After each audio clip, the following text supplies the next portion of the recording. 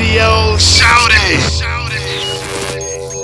Now, Ken, Hey, being the man that you is, working your move in the industry.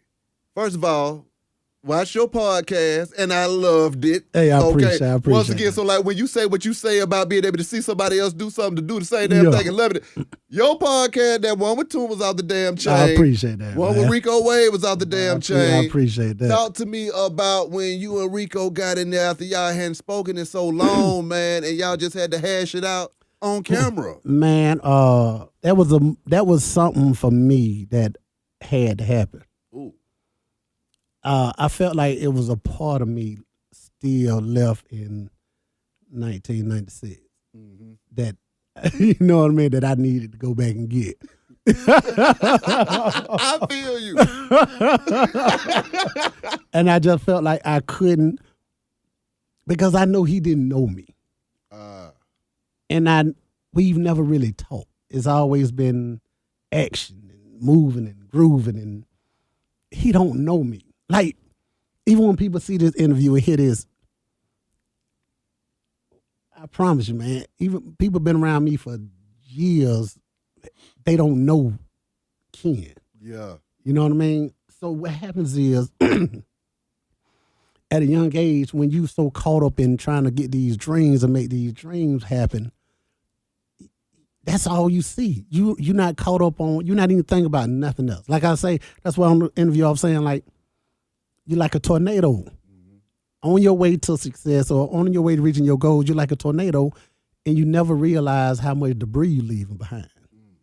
You know what I mean? So it's just like the way we interacted over the years, it just got to a point for me where I was like, I got to have this conversation. Like, because people would say us and he would tell his side. I never had no problem to tell my side. And he's always been a super, super duper great guy. Yeah. Always been very cool, whatever you need from him. But I've always had a thing that I was just like, you knew I was the shit. You knew I was that guy. Like, what was your real issue with me? Because when I see that guy, I put him on. Period. Don't nobody, you can't even, listen, man, you cannot be around me and be that guy. Yeah. And I ain't trying to figure something. But I went to church and the preacher with that guy, and I've been trying to put him on ever since. Like, yes, sir. This is my nature. This is who I am. Exactly. What made you not want to do that? And not saying that you even owe me that. But I was bitter. I'll never forget. We fell out. All this was going on. This was about 96. No, this was 99. We were at Kaya. I'll never forget this. And this is where my emotions got the best of me. We were all at Kaya, the whole addict, and Niles was DJing. Rico was there. Somebody else was there with Rico. It was a couple people with Rico. By this time, the addict, but we were like on our rampage. And they played People Don't Dance No More. And Rick got on stage and started shaking them off. And when he did it, I was just offended for no reason, right? Because he was doing what we wanted people to do. Exactly. But I was just like, oh, nigga, don't be doing our shit now. So when he got off stage, he made me feel like an asshole because I was just like, that's fucked up, man. You don't tell nobody, you don't shout nobody out. You don't tell nobody where it come from. You don't do this, do that. He was just like, man, what the fuck you talking about, Ken? He like, that's what you want people to do. You did it so people can do the dance. What are you talking about? And I sat there like, damn.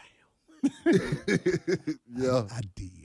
But he was like my big brother, and I wanted his acceptance. Yeah. So all I wanted all them years for him to just look at me and say, boy, you that motherfucker. Yeah. That's all I ever wanted. Yeah. Because he knew I was. Yeah. CeeLo, listen, man, they know who it is. They know who it is. So all I wanted was for him he avoided it though. He'll tell you, listen to the interview. Yeah. He purposely avoided all these years telling me, "Boy, you the shit." That's all I wanted to hear. I mean, do you think it was a situation of just egos, and then, maybe if you would have got that touch, you might have went all the way up through there, because sometimes, that's all it takes is for somebody of that stature to say, "Hey, man," and then you're like, "You know what, fuck it, let me take over the world then." Yeah, it was, because I knew it. Yeah. But it didn't mean nothing until he said it. Yeah. He still ain't never said it. Well, he did say it on the show eventually. But now I don't care. But it was just, at that time, it was just like, dog, you can't keep denying this. Like, you see this.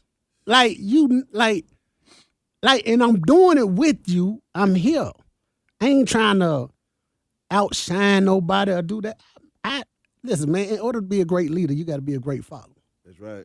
So I told you in the interview when he said come home, I ain't even think about it. I jumped right on the plane. I never questioned him why. I never said nothing. I just left. Because this is what we doing. Did you ask him why though? Never. That was the first time we talked about it when you saw the interview. But you still ain't asking why? Never.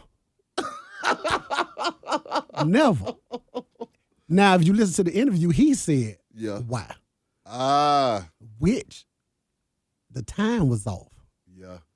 He said, because you had young bloods, you had this and that. I didn't. Yeah. There was nowhere around. Answer me this. Why we never got a Dungeon Family Added Crew collaboration, man, that would have shook the whole nation down? How you going to find a building big enough for all these egos? But Phillips Arena can even hold all these egos. Like, you couldn't do that. I mean, it's great in theory. It sounds great. But the reality is, it's and it's funny, I tell Boy Jimmy this all the time. I say, man, have you ever noticed how niggas yell family first once they done fell off?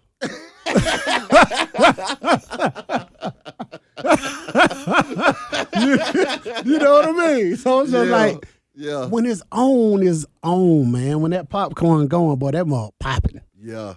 And even in Atlanta, think about this. Everybody spent so much time fighting for position in Atlanta that we never had time to build our own company. Everybody in Atlanta had to go outside of Atlanta to get their money. It don't even make sense. Think about it. Go deeper with that. Break down and all the way down. So what I'm saying is, LA came in. Come on with it. Listen, man. And I say this with love. All the love in the world. Don't take this the wrong way. This is just, matter of fact, this is just how I saw it. Yeah. How about we'll go there? Yeah. My perspective. Dallas had a label before anybody. Yeah. Jermaine was popping already. Kevin Wells was popping already. Yeah. Rico and everybody was coming up. LA was just getting in town. Everything that popped was already there. LA came in, it's just my perspective. Yeah. LA came in and manipulated the situation that was already existing. And what he did was he kept everybody fighting against each other to win his approval and to win his love, which created competition amongst them all. So he was such a big brother and so good at what he did that they never realized it's y'all. That go back to what we were saying earlier in the conversation, though. Nobody really knows their true value. And he realized that early. So what he did was he created a situation where it was just everybody was fighting for position instead of realizing, like, hold up, this album number 1, I got 3 songs on it. You got 3 songs on it. You got 2 songs. We can really do, like, what we doing for real. Yeah. So when he left, he left a bunch of very talented guys not understanding how to work together because they worked for him for so many years. And it seemed as though their success came from his understanding. But that wasn't really, that wasn't really it. They had it already. Had it. So when he left, everybody felt like, they had it gone, what we supposed to do? You already got it. So at that point, I'm sitting there like, wow, this really just happened. So you got not the hottest producers in Atlanta, in the industry. Yeah. The industry still didn't come together and say, hey, man, what we did for him, let's create this company and do it for ourselves. I didn't say Pretty King had to be nowhere in that mix. Yeah. I'm just, my perspective. Yeah. It hadn't been done since then. So everybody in Atlanta to this day had to go outside of Atlanta to get their money. Nobody got their money from somebody in Atlanta or together.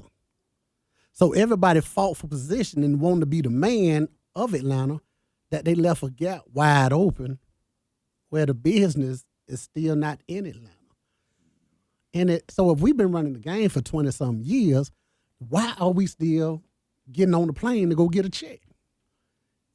It don't make sense to me. That's just me. Radio Shouty.